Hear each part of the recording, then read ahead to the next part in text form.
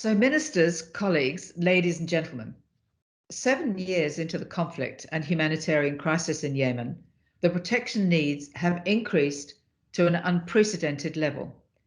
Civilians continue to bear the brunt of the conflict.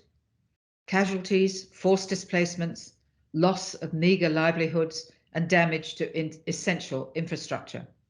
This January, we've observed a spike in civilian casualties in Yemen, the highest in 3 years. Yemen is clearly a protection and humanitarian crisis. 160,000 men, women, and children were forced to flee their homes this year. In just the first 2 months of this year, 22,000 people are newly displaced. Even as Yemeni communities suffer, they continue to shelter 102,000 refugees and asylum seekers from other war-torn countries. 80% of the 1.4 million internally displaced people in Yemen, assessed by UNHCR last year, were women and children. Well, last week, as you will have heard from our special envoy, Angelina Jolie, we saw firsthand how women are especially at risk from the conflicts and its effect. We know that empowering and supporting women can significantly improve the overall well-being of their families.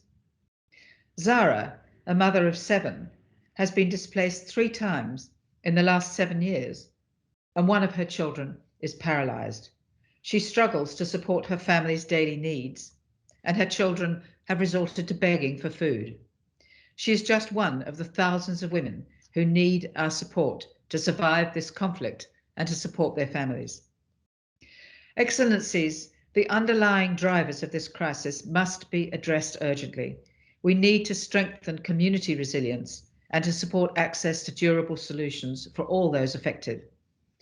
The UN Refugee Agency is committed to working closely with development actors such as the World Bank, bilateral development donors, and UN partners through the Humanitarian Development and Peace Nexus.